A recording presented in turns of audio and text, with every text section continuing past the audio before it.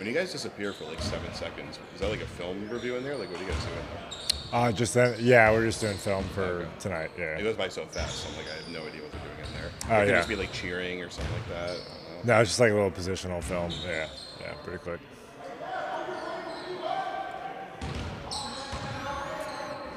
I'll come up with questions. You're doing well. How does it feel to be back out there, healthy? You're starting in a rhythm with the team. How are you feeling? Yeah, it's been good. It's been good just getting back out. Obviously, just trying to get back up to speed, and yeah, it's great when we get some wins and stuff like that. But I feel like just trying to continue to build that rapport and connection with guys, and obviously, just been fun competing and just trying to go out and win every game. Zach Edey is gigantic. You guys also have a gigantic dude on your team. Yeah. What is it like being on the other side of having to guard someone who's like 7'4", trying to take over the lane?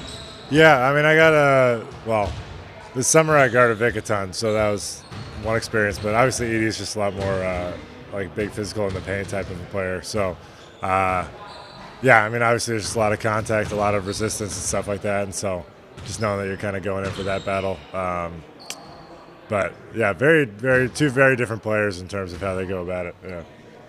What was your time like with Porzingis? I know it's questionable tonight, but what was your time like playing with him, playing behind him? Yeah, no, it was great. We got to obviously be with him for 2 years, and then even playing on the court with him quite a bit. And I played with him in New York even before then. So, yeah, I mean, I think it was cool seeing him in the last couple of years, especially because just like the amount of polish that he has to his game now, especially compared to like earlier in the career and stuff like that, where you see like just all the developments he made. And obviously he's a great offensive player who's got like a lot of different ways that he can attack and help his team. So, yeah, I mean, hopefully we'll see him tonight. And it's kind of funny. We played Horford earlier, and now playing KP again. Just being able to play against teammates who you spent the last couple of years just on the same team, so never really had to be on the other side of it. It's kind of fun just being able to play against him live. Is there anything about playing with him that kind of maybe prepared you for playing with and alongside and behind Vic, like that same role?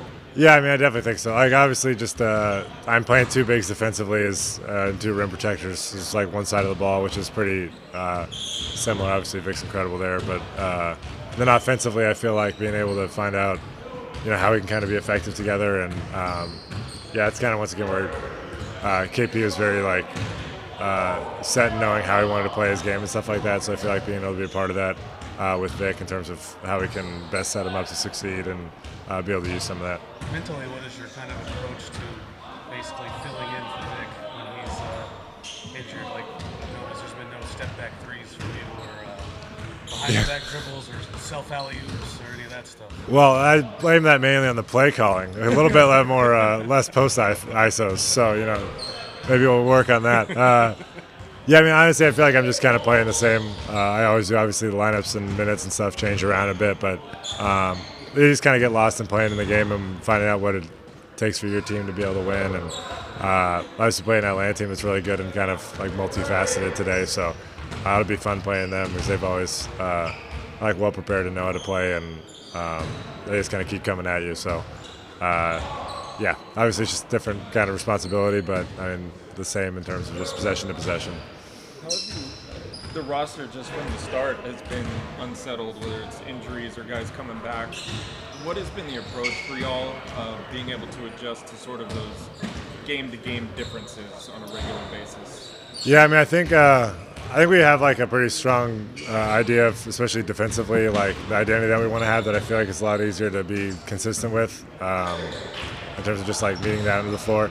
Offensively, there has been a lot more just kind of like figuring it out, but even then on that side of the ball, we have kind of a pretty strong mentality of just playing like team together basketball and moving it around. So it obviously changes in terms of the exact personnel you have, but I mean, I feel like that's where you kind of, it's also with the coaches of just kind of putting lineups together that you think can make sense and make it work out, and everyone just kind of being connected and playing it together. So you don't necessarily know exactly how it's going to work out, and as you get kind of games with different rotations and looks, like it helps kind of develop that rapport a little more. But I was just kind of trying to figure out and play the game, and obviously it's not ideal, but it's kind of how the season goes, and it's like kind of like a part of the skills of just like, all right, how are we going to win this game?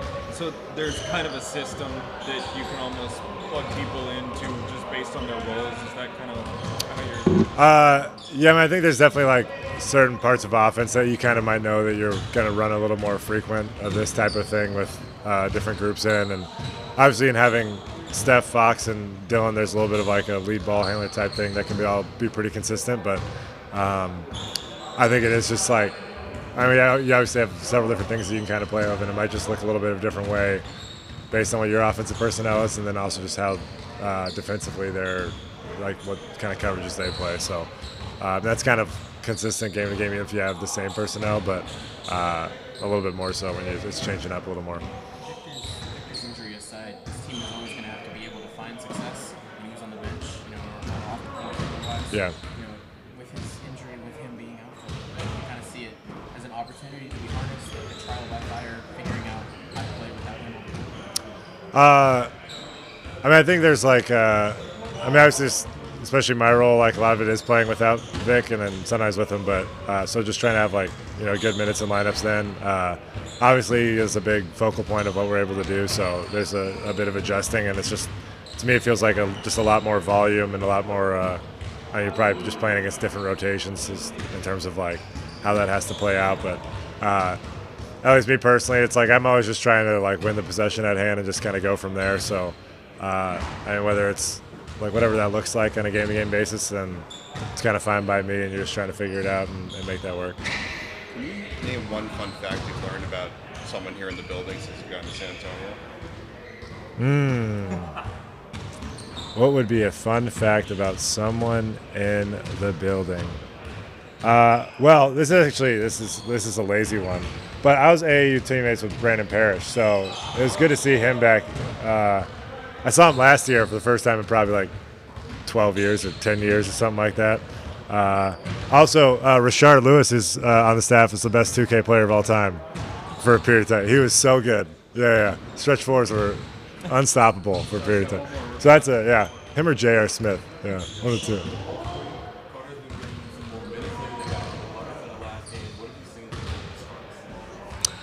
Yeah, man, I think it's cool. I feel like it's obviously like a lot coming in as a rookie, and especially when you don't know exactly how you're going to factor in. But I feel like his energy on the court's been great, and obviously he's got like a lot of athleticism and ability. So I feel like he's been like kind of just like settling in and being able to start having those reps when you're actually making the reads live is something that you can't really simulate. So it's cool being able to have him out there more where you kind of get to start knowing what positions you're in and start being able to like the game slow down a little bit for him, which I think it has. Yeah. Cool. Yep.